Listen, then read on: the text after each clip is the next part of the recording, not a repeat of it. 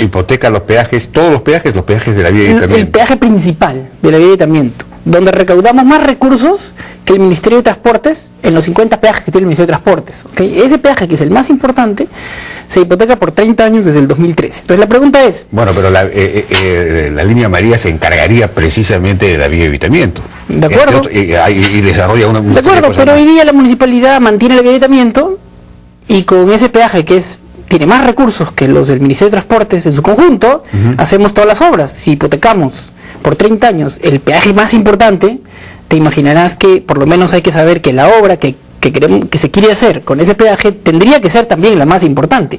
Y eso es sobre lo que no tenemos dudas. A nosotros, por lo menos a mí técnicamente no me queda claro que la obra de la línea amarilla sea la obra prioritaria, ¿no es cierto?, que justifica que sacrifiquemos por 30 años el peaje más importante de la vía de Evitamiento.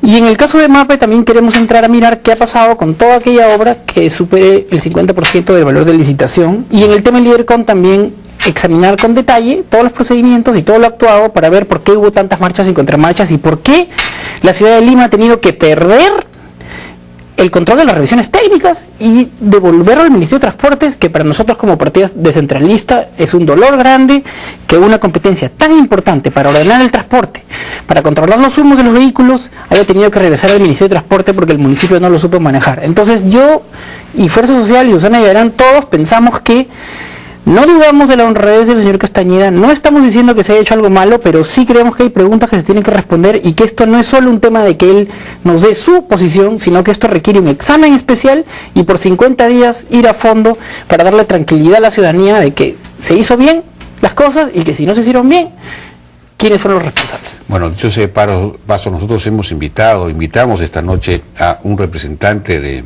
la Municipalidad de Lima para que estuviera junto con Gustavo Guerra García, y bueno, inicialmente aceptaron venir y finalmente dijeron que no, que iban a esperar al día martes en que va a haber una reunión con los candidatos, ¿no es cierto? Han querido guardarse para ese día. Lamentable, porque no tenemos las respuestas de la municipalidad ante estos cuestionamientos o ante estas preguntas, aunque sean no necesariamente cuestionamientos. Bueno, y brevemente para terminar, he escuchado que no están de acuerdo ustedes con continuar el sistema del metropolitano. ¿Es esto cierto? Es decir, ¿cuál es el planteamiento en términos del transporte? ¿Hay alguna novedad, hay alguna diferencia con los, digamos, porque hay más o menos un consenso en torno a desarrollar pues las líneas del metropolitano, iniciar un proceso de largo plazo de trenes eléctricos o subterráneos, en fin, ordenar todo el sistema caótico de micros y combis? Antes de responderte esto, yo solo quiero precisar una cosa, ¿no? Que es que nosotros sí queremos señalar que dudamos de que la candidatura opositora a nosotros, Lourdes Flores y PPC Unidad Nacional, hagan este examen especial que creemos que la ciudad necesita sobre los 6 casos graves, porque sentimos que hay personas que están en la continuidad de la administración de Castañeda con la administración de Lourdes, ¿no? Y eso queremos dejarlo claramente establecido porque es una diferenciación con la otra candidatura. Sospechamos que no van a investigar. Y sobre el tema de transportes, quiero serte bien claro. En el programa de Lourdes Flores, PPC Unidad Nacional, dice que van a resolver, que el esfuerzo principal es conseguir recursos del gobierno nacional para hacer trenes por toda la ciudad que cuestan alrededor de $6.000 millones según el proyecto YAICA o más. Y lo cierto es que nosotros pensamos que eso es simplemente inviable, es decir, no van a haber $6.000 millones para poner trenes en la ciudad. Y que si existiera esa plata, es dudoso que eso sea lo que la ciudad necesita. Pero son $6.000 millones en 10 años, ¿no? Igual. Es decir, son 500, 600 millones de dólares al año. Igual, es decir, Lima ha crecido como una mancha de aceite. Es una ciudad achatada que no tiene concentración de edificios altos en ninguna parte de la ciudad. Y esa ciudad totalmente achatada, con cientos de vías alternas norte, sur y este-oeste, no requiere una línea para resolver un pedacito del tránsito. Lo que requiere es que se resuelva la regulación de todas las rutas. Entonces, para nosotros la prioridad no es hacer trenes por toda la ciudad. Para nosotros la prioridad no es pensar que se puede hacer rápido un montón de líneas de metropolitano. Pero se necesita un sistema de tránsito de transporte masivo. Te paso a explicar. Lo que pasa es que aquí hay una gran confusión. Por ejemplo, en Bogotá, el equivalente a los metropolitanos, en 10 años resolvieron solo el 20% de la demanda o el 20% de los viajes. En 10 años.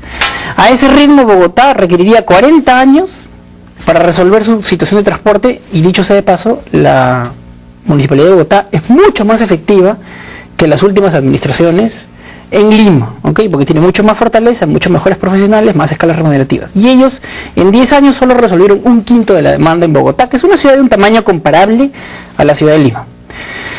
Por lo tanto, las soluciones tipo trenes o tipo metropolitanos no es que estén mal, el tema es que demoran muchísimo y cuestan muy caro. Hay que comenzar en algún momento. De acuerdo, ya se comenzó, pero el tema es cuál es la prioridad. Para nosotros la prioridad es resolver todo el tema de transporte. Con los 30.000 unidades de transportistas actuales, agruparlos en organizaciones económicas de 500 unidades cada una, bajar las 580 rutas confusas. Agruparlos compulsivamente. Agruparlos bien incentivos, porque a cambio de que se agrupen es que van a tener concesiones de 10 años o 15 años, y con el incentivo de tener estabilidad jurídica, se van a asociar, ¿okay? Los propietarios individuales de vehículos se van a asociar en 60 organizaciones económicas, más o menos, de alrededor de 500 unidades cada una. Con eso ahí están tus 30.000 unidades de transporte público, y esas tienen que tener rutas exclusivas norte, sur y este-oeste.